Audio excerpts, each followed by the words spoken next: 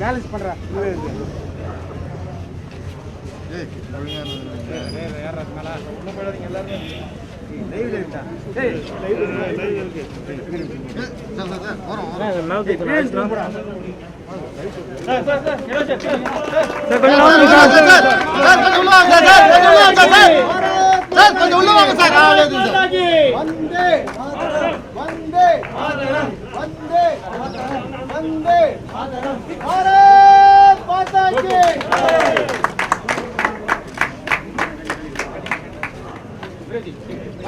முன்னாடி பாப்பா அவ்வளோதான். சென்னையில் எங்களுடைய சென்னை மேற்கு மாவட்டத்தோட செயலகம் நம்மளுடைய தலைவர் அண்ணன் அவர்கள் ஏற்படுத்தியுள்ளாங்க. நம்ம தம்பி ஜோதிகுமார் அவருடைய ஆஃபீஸ் இனாகிரேட் பண்ணிக்கலாம். ஒரு கேள்விகள் இருந்துச்சு அப்படின்னா பதில் சொல்கிறேன். கையை நீட்டாமல் பேசுங்க.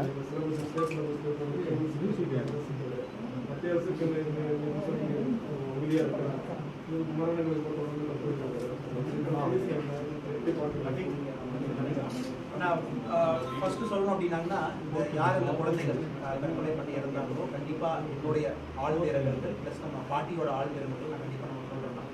ஏன்னா அவங்களுடைய ஃபேஸ் அவங்க ஃபேமிலி பார்க்கும்போது கண்டிப்பாக எல்லாரோட நெஞ்சு கூட அது இருக்கும். பட் இந்த டாபிக் கண்டிப்பாக நம்ம டீட்டெயிலாக டிஸ்கஸ் பண்ணலாம். எக்ஸாம் நடக்கட்டும் நல்லபடியாக நடக்கட்டும். எல்லா சேனல்ஸ் இருக்கீங்க, டிபேட் பண்ணுவோம், கண்டிப்பாக பேசுவோம்னா. பட் இன்னைக்கு மட்டும் அதை அவாய்ட் பண்ணலாம் அப்படிங்கிறது என்னுடைய கருத்து. பிகாஸ் சின்ன குழந்தைகள் ஆரம்பிக்கல போயிருப்பாங்க, பார்த்துட்டு இருப்பாங்க. பட் நான் கன்சிஸ்டண்ட்டாக என்னோட நிலைப்பாடு வந்து பல பேட்டிகளில் பல இன்டர்வியூ நான் சொல்லியிருக்கிறேன்னா இது ஒரு காமன் தேர்வு அக்ராஸ் இந்தியா நடந்துகிட்டு இருக்குது. தமிழ்நாட்டில் மட்டும் எதிர்ப்பு இருக்குது. வேறு ஸ்டேட்டில் கம்யூனிஸ்ட் ஸ்டேட்டில் ஒத்துக்கிட்டாங்க, எல்லா ஸ்டேட்டில் கூட ஒத்துக்கிட்டாங்க. இதை பற்றி டீட்டெயிலாக பேச வேண்டிய கட்டாயத்தில் போட்டுருக்கோம்னா கண்டிப்பாக நான் பேசலை. எனக்கு 2-3 நாள் டைம் கொடுங்க, இந்த இஷ்யூ சால்வ் ஆகிட்டோம். பட் என்னுடைய நிலைப்பாடு வந்து நீட்டை நான் எப்பவுமே ஆதரிக்கிறது தான் நான் சொல்லியிருந்தேன். பட் லாஸ்ட் டைம் நான் சொன்ன மாதிரி அதுக்கு ஒரு சின்ன ஒரு பஃபர் வேணும்னு கேட்டிருந்தோம். அந்த பஃபர் டைம் கூட இப்போ முடிஞ்சு பார்த்தீங்கன்னா போன வருஷம் இந்த வருஷம் பார்த்தீங்கன்னா நிறையா தமிழ் குழந்தைகள் வந்து நீட்டில் வந்து பாஸ் ஆகிட்டு கண்டிப்பாக நம்ம வந்து அப்போர்ட் ரஜினியில் இருக்கும். மிச்சவங்க சொல்கிற மாதிரி ஒன்றுமே இல்லைன்னு.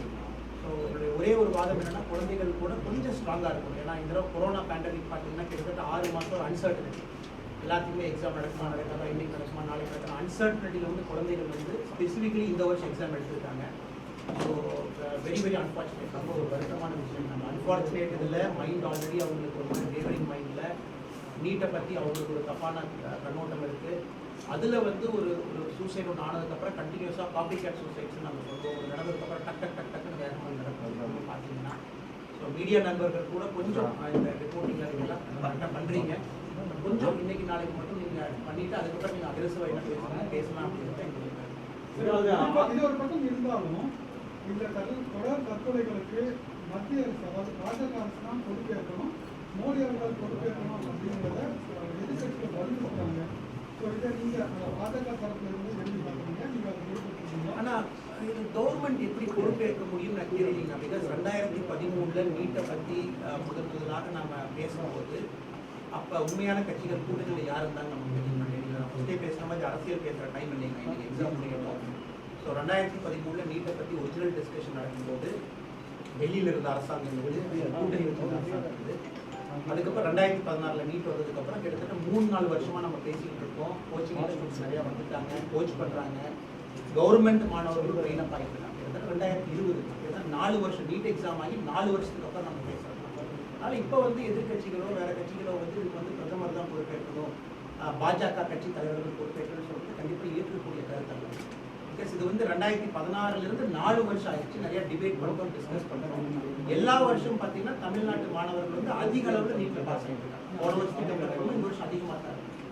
எப்படி முடிச்சு போகிறாங்க அப்படின்னு திமுக ஆட்சிக்கு வந்தால் இந்த நீட்டை வந்து நாங்கள் ரத்து செஞ்சிடுவோம்னு சொல்லி ஸ்டாலின் சொல்லியிருக்காரு. எப்படி ஆனால் ஸ்டாலின் சார் அவர்கள் சொன்ன கருத்து வந்து கான்ஸ்டிடியூஷனலி நாட் பாசிபிள், சட்டத்துக்கு உட்பட்ட அந்த கருத்து கிடையாது. காரணம் என்னன்னா நீட்டு வந்து சுப்ரீம் கோர்ட்டில் வந்து இவங்கெல்லாம் அப்பீல் போய் சுப்ரீம் கோர்ட் அப்பீல் பண்ணுறாங்க. அது வந்து கண்டெம்ட் ஆஃப் கோர்ட் மாதிரி தான் போகும். அப்போ நீட் வந்து சுப்ரீம் கோர்ட்டில் போய் சுப்ரீம் கோர்ட் அப்பீல் பண்ணி நீட் நடத்துறாங்க.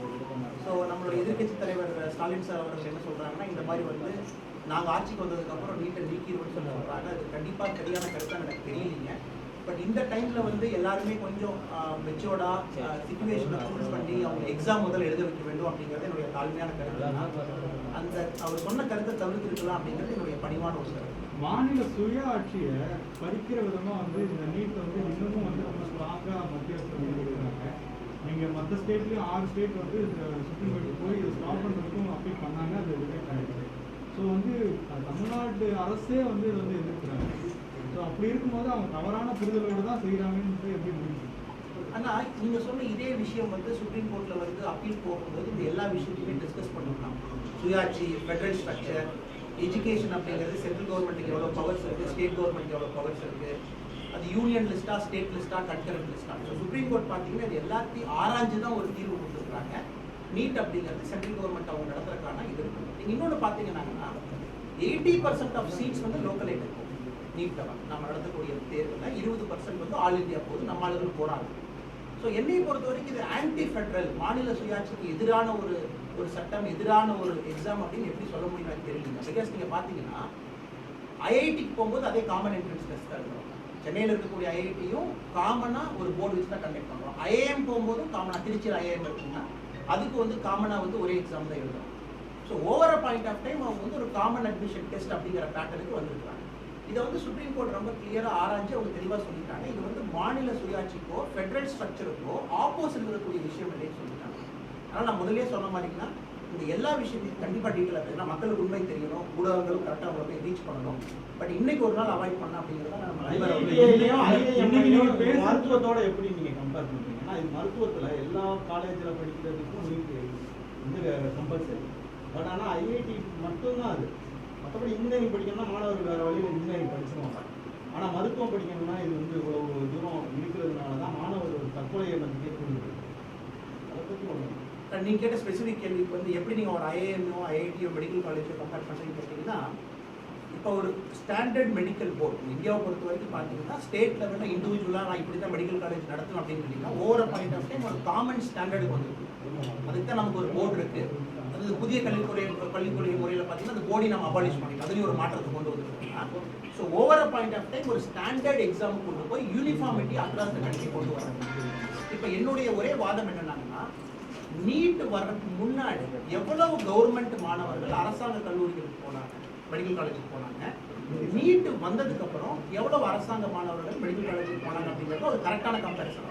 அந்த டேட்டா தான் எல்லாருமே வந்து சுற்றி சொல்லிட்டு போவாங்க. அதனால அந்த டேட்டா வச்சு நம்ம ஆர்கியூ பண்ணுவோம். அந்த 4 வருஷத்துல நீட் வந்ததுக்கு அப்புறம் என்ன நடந்திருக்கு இப்போ பார்த்தீங்கன்னா யாருமே அந்த மாதிரி ஆர்கியூ பண்ணுறது 2016, 17, 18, 19, 20 எக்ஸாம் முடியுதுன்னா எப்படி இருக்குன்னு சொல்லிட்டு. ஸோ நம்மளுடைய ஆர்கியூமெண்ட் வந்து அதை பொறுத்து தான் இருக்கணும். நீங்கள் சொல்லுங்க, எவ்வளோ இப்போ கவர்மெண்ட் ஸ்டூடெண்ட்ஸ் போயிட்டாங்க? 6 பேர் போன வருஷம் போனாங்க. அதுக்கு முன்னாடி 2 பேர் போனாங்க. இப்போ 2 பேர் 6 பேர் தான் போய்கிட்டு இருக்காங்க. அதுக்கு முன்னாடி இருந்த கவுன்சிலிங் 2800 பேர் வந்து அலோவ் பண்ணுற ஒரு சீட் வந்து இருக்கு நம்ம கிட்ட. நம்மளுடைய ஸ்டூடெண்ட்ஸை நம்ம அலோவ் பண்ணலாம். அவ்வளோ பேருமே நம்ம வந்து ஸ்டாப் பண்ணிக்கலாம். இப்போ நான் சொல்ற ஒரே ஆர்குமெண்ட் வந்துன்னா, இப்போ நீட் வந்ததுக்கு அப்புறம் உண்மையாலுமே கவர்மெண்ட் ஸ்டூடெண்ட்ஸ் பெனிஃபிட் ஆனாங்களா, எஜுகேஷன் கோச்சிங் இன்ஸ்டியூட் அப்படிங்கிற மாஃபியா ஸ்ட்ரக்சர் உடஞ்சிருச்சா அப்படிங்கிறது தான் கேள்வி. இது வந்ததுக்கு அப்புறம் என்னையை பொறுத்தவரைக்கும் கட்டாயமாக பார்த்தீங்க அப்படின்னா எஜுகேஷன் மாஃபியா அப்படிங்கிறது பெரிய லெவலில் பிரைவேட் யூனிவர்சிட்டிஸ் வந்து அவங்க கொடுக்குற டொனேஷன்ஸோ பேமெண்ட்ஸோ பார்த்தீங்கன்னா நீட் வந்ததுக்கு அப்புறம் ஏகப்பட்ட இது உள்ள வந்திருக்குதுங்க. அதனால நம்ம டேட்டா வச்சு ஆர்கியூ பண்ணுவோம். அதுக்கு நேரம் இருக்கு. இன்னைக்கு வேண்டாம் அப்படிங்கிறது என்னுடைய டேட்டா வந்து அந்த நீங்க சொல்லுங்க. டேட்டா கவர்மெண்ட் ஸ்டூடெண்ட்ஸ் எத்தனை பேர்? அதனால ஒரு நிமிஷம் இதே டேட்டா வந்து அரசாங்கத்துக்கு இருக்கலன்னா நாங்க வந்து டேட்டா வச்சு நாங்க வந்து டேட்டா ஒரு நிமிஷம் ஸ்டேட் கவர்மெண்ட் வந்து ப்ரோபோஸ் பண்ணாங்க அப்படிங்க போது இதே டேட்டாங்க வந்து அரசாங்கத்துக்கு வச்சு ஆர்கியூ பண்ணுவாங்க. ஆர்கியூ பண்ணுவாங்க. 2000 ஆர்கியூ பண்ணா 6 பேர் அங்க வந்து சீட் கிடைச்சிருக்கு. 6 பேர் தான் சீட் கிடைச்சிருக்கு. 2200 பேர் சீட் இருக்கிற இடத்துல 6 கவர்மெண்ட் ஸ்டூடெண்ட்ஸ் தான் கிடைச்சிருக்கு.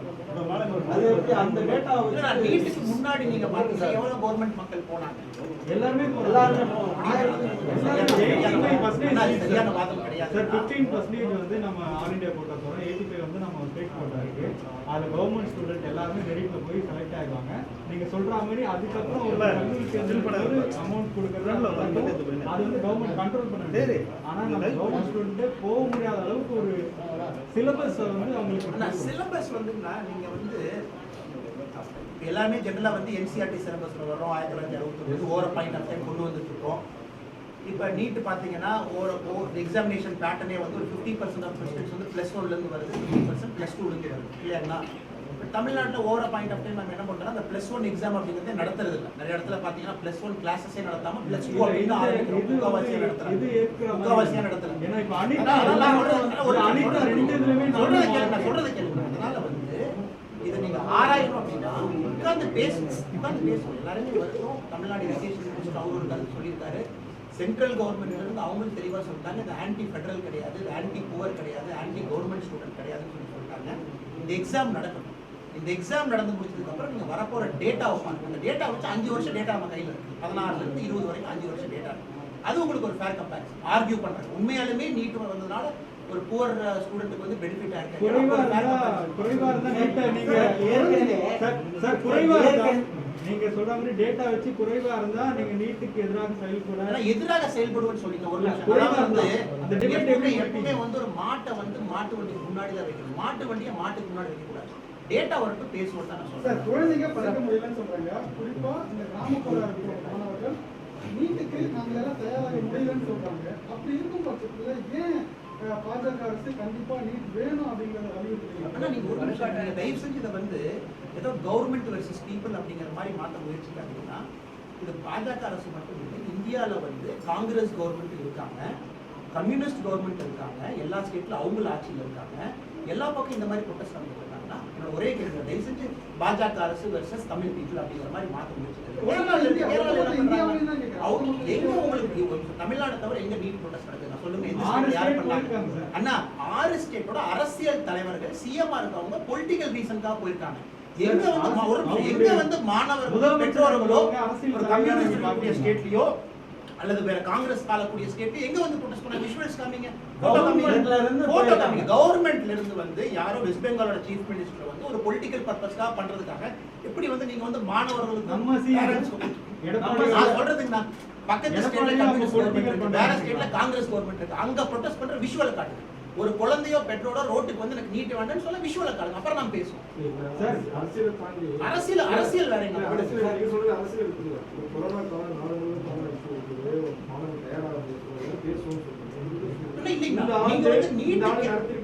நீங்க வந்து நீட் கேன்சல் பண்ணுங்க சொல்றீங்க இல்லைங்களா? கேரளால பாத்தீங்கன்னா பீக் கொரோனா எக்ஸாம் கண்டக்ட் பண்ணி முடிச்சாங்க. கர்நாடகால காமன் அட்மிஷன் டெஸ்ட் அவங்களுக்கு கண்டக்ட் பண்ணி முடிச்சிட்டாங்க. கொரோனா பாசிட்டிவ் பேஷண்ட்ஸை செப்பரேட்டா வச்சு அவங்களுக்கு எக்ஸாம் கண்டக்ட் பண்ணாங்க. கேரளால நெகட்டிவ் இல்லையா சூப்பரா கண்டக்ட் பண்றாங்க. கர்நாடகால நெகட்டிவ் இல்லையா? நான் ஃபர்ஸ்டே சொன்ன மாதிரி நீட் கண்டிப்பா கண்டக்ட் பண்ற கெப்பாசிட்டி நம்ம இருக்கு. நீங்க பாருங்க எக்ஸாம் ஃபுல்லா எழுதுறாங்க, சாயந்தரம் பாருங்க எவ்வளவு பேர் எக்ஸாமினேஷன் ஹாலுக்கு போக முடியல, எவ்வளவு பேர்த்த வந்து அங்க இருக்கக்கூடிய அதிகாரிகள் வந்து உள்ள விடல, கொரோனா பாசிட்டிவ் பேஷண்ட்ஸ் இருக்கவங்களுக்கு செப்பரேட்டா இது பண்ணிட்டாங்களா, சேஃப்டி மெக்கானிசம் ஃபாலோ பண்ணிட்டாங்களா? கண்டிப்பா பண்ணிருக்காங்க. ஆர்குமெண்ட் வரைக்கும் நான் நீட் இன்னைக்கு நடந்தது என்னை பொறுத்தவரைக்கும் சரியான ஒரு இதுதான். ஏன்னா கேரளா ஆல்ரெடி நடத்தி காட்டிட்டாங்க, கர்நாடகாவும் ஒரு என்ட்ரன்ஸ் நடத்தி காட்டிட்டாங்க. தமிழ்நாடு மட்டும்தான் நம்ம எந்த எக்ஸாமே நடத்தல. காரணம் என்னன்னா கொரோனா இருக்கு, வேற ஸ்டேட் நடத்தி காட்டியிருக்காங்களே. கேரளால வந்து லாஜிஸ்டிக்லி இட் இஸ் டஃப். போட்ல வர்றாங்க, ஆத்துல வர்றாங்க, படகுல வர்றாங்க, வந்து பண்ணிட்டு போறாங்க. Tamil Nadu absolutely capable. இன்னைக்குள்ள எக்ஸாம் நடக்கும், உங்களோட விஷுவல்ஸ் இருக்கு, அப்புறம் ஆர்கியூ பண்ணுவோம்னா நீட் சரியான முறையில் நடந்ததா இல்லையா, அப்புறம் அந்த ஆர்கியூமெண்ட் இருக்கு. ஏற்கனவே மருத்துவமே வணிக ரீதியா போயிடுச்சு, மாஃபியாவே ஆயிடுச்சு. இப்போ மருத்துவ கல்வியே வந்து மாஃபியா மாதிரி ஆயிடுச்சு சார். அங்கங்க நீட் தேர்வு மையம் சொல்லி லட்சக்கணக்கில் ஏழை மாணவர் திட்டப்படுகிறாங்க. இதை எப்படி பாக்குறீங்க? ஆனா இதுக்கு முன்னாடி நீங்க மருத்துவத்துக்கு போனவங்க எல்லாம் பாருங்க, எந்த ஊர்ல இருந்து போறாங்க, எந்த கோச்சிங் இன்ஸ்டியூட்ல இருந்து போறாங்கன்னு பாருங்க. தமிழ்நாட்டில் ஒரு 3-4 ஹப் இருக்கு, அங்கதான் அதிகமா போயிட்டு இருந்தாங்க. ஸோ அதனால வந்து ஃபேர் கம்பேரிசன் கிடையாது. ஸோ இந்த புதிய கல்விக் கொள்கை அப்படிங்கிறது நீங்க கரெக்டா படிச்சு பார்த்தீங்கன்னா, இந்த எஜுகேஷன் அப்படிங்கிறது வந்து ஒரு வணிகமா மாறிடுச்சு, உடைக்கிறதுக்கான முயற்சி தான் புதிய கல்வி. எக்ஸாக்டா நீங்க சொல்ற அதே பாயிண்ட்டுக்கு தான் இந்த நியூ எஜுகேஷன் பாலிசி வந்திருக்கு. ஒரு வருஷம் முடிச்சதுக்கு அப்புறம் சிம்பிள் டிகிரி வாங்கிக்கலாம், ஒரு சர்டிஃபிகேட் வாங்கிக்கலாம். ஃபுல் எஜுகேஷன் கம்ப்ளீட் பண்ணினா கம்ப்ளீட் சர்டிஃபிகேட் வாங்கிக்கலாம். இந்த பிரைவேட் யூனிவர்சிட்டிஸோட மாஃபியாஸ், எஜுகேஷனல் லாபி உடைக்கிறதுக்காக தான் புதிய கல்விக் கொள்கை வந்திருக்கு. ஸோ அதனால நீங்க கல்விக் கொள்கையை படிச்சு பாருங்க. கவர்மெண்ட் கண்டிப்பா எகெயின்ஸ்ட் தான் இருக்கு, யாருமே சப்போர்ட் பண்ணல. நான் வேற ஏதாவது சப்ஜெக்ட்ல கேள்வி இருந்தா கேட்டீங்கன்னா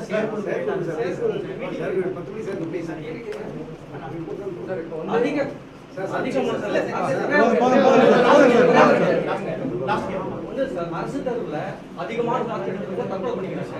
குறைஞ்ச பார்டர்ல பாஸ் பண்றவங்க கோச்சிங் சென்டர் போயிட்டு மார்க் அந்த எக்ஸாம் எழுதி நீட் எக்ஸாம் பாஸ் பண்ணிட்டு படிப்பு போயிடுறாங்க. டாக்டர்ஸ் சீட்டு கிடைக்குது. இதை பத்தி நீங்க நினைக்கிறீங்க?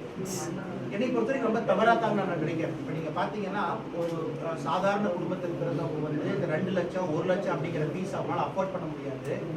பட் எத்தனையோ பேர் பார்த்தீங்கன்னா நல்ல ஒரு பணக்கார ஃபேமிலியில் இருக்காங்க, அவங்களால அந்த இம்ப்ரூவ்மெண்ட் எக்ஸாம் போக முடியுது, வேற வேற இதில் பண்ணுறது. முன்னாடி இருந்துச்சுன்னா இப்போ மட்டும் இல்லை, முன்னாடி இருந்த என்ட்ரன்ஸ் லிஸ்ட்லையும் பார்த்தீங்கன்னா அந்த இம்ப்ரூவ்மெண்ட் ஆப்ஷன் அப்படிங்கிறது அது எல்லாமே உடைக்கணும்னா அந்த எஜுகேஷன் அப்படிங்கிறது இந்தியாவில் பார்த்தீங்கன்னா பணம் இருக்கிறவனுக்கு ஒரு மாதிரி பணம் இல்லாதவனுக்கு ஒரு மாதிரி மாறிடுச்சு. நம்மளுடைய ஹெல்த் மாதிரி அதை உடைக்கணும். உடைக்கிறதுக்கான முயற்சி தான். நீங்கள் இது வேண்டாம் நான் பழைய மாடலுக்கே போகிறேன்னு சொன்னீங்கன்னா அதே மாதிரி தான் கன்னியூ ஆகிட்டு போயிட்டே இருக்கும். நேரடி விவாதத்துக்கு திமுக எம்பி செஞ்சு உங்களை அழைச்சிருக்காங்க சொல்லியிருக்காங்க. நீங்க பாத்தீங்களான்னு தெரியல, நைட் 1 மணி வரைக்கும் ட்விட்டர்ல ஏதோ போயிட்டு இருந்துச்சுன்னா நான் வந்து நம்ம செந்தில் சார் சொல்லிடுறேன். செந்தில் சார் அவரை தருமபுரி எம்பி அவர்கள் வந்து நேரடி விவாதத்துக்கு அழைச்சாருன்னா நானும் வந்து டேட் கொடுத்துருந்தேன்னா எனக்கு நான் கோயம்புத்தூர் செயற்குழுவில் இருந்தேன், இன்னைக்கு சென்னை இருக்கிறேன். நான் வந்து சொன்னேன் நெக்ஸ்ட் சனி ஞாயிறு, அதுக்கு அடுத்த சனி ஞாயிறு, அதுக்கு அடுத்த சனி 6 டேட் கொடுத்துருந்தேன். உங்களுக்கு எது வேணுமோ சூஸ் பண்ணிக்கிறேன். செந்தில் அவர்கள் என்ன சொன்னாங்கன்னா நான் பார்லிமெண்ட் போகணும், அதனால நேற்று மட்டும் இருந்தால் நான் வந்து பண்றேன் அப்படின்னு சொல்லி சொன்னாருன்னா நேற்று எனக்கு என்னுடைய கட்சி வேலைகள் இருக்கு, அதனால் நேற்று புதுசாக வந்து இன்னொரு டேட் இந்த 6 டேட்டை திரும்ப வலியுறுத்தணும். அதுக்கு ஒரு என்ன சொல்லியிருந்தாருன்னா ட்விட்டரில் வந்து நான் வர முடியாது, நான் சொன்ன டேட்டுக்கு நீங்கள் வரல, அதனால் நான் வர மாட்டேன். ஸோ டிபேட்டுங்கிறது டிபேட்டுங்க, அது இன்றைக்கும் பண்ணலாம், நாளைக்கு பண்ணலாம், நாளானிக்கு பண்ணலாம். அவரும் பார்லிமெண்ட் இருக்கிற மாதிரி எனக்கு கட்சி வேலைக்கு இருக்கு. ஸோ நான் கொடுத்த டேட்டில் நிற்குது, நான் கொடுத்த டேட்டு இந்த வார கடைசி நிற்குது, அதுக்கு அடுத்த வாரம் நிற்குது. பார்லிமெண்ட் முடிஞ்சு 1ஆம் தேதி பார்லிமெண்ட் முடிஞ்சு 3ஆம் தேதி 4ஆம் தேதியும் டேட். ஸோ செந்தில் சார் நான் ரொம்ப மதிக்கிறேன். ஒரு தருமபுரி மக்கள் வந்து எலெக்ட் பண்ண ஒரு வீக், அதனால் அவர் எப்போ டிபேட்டுக்கு ரெடினா கூட நான் டிபேட் பண்ண தயாராக.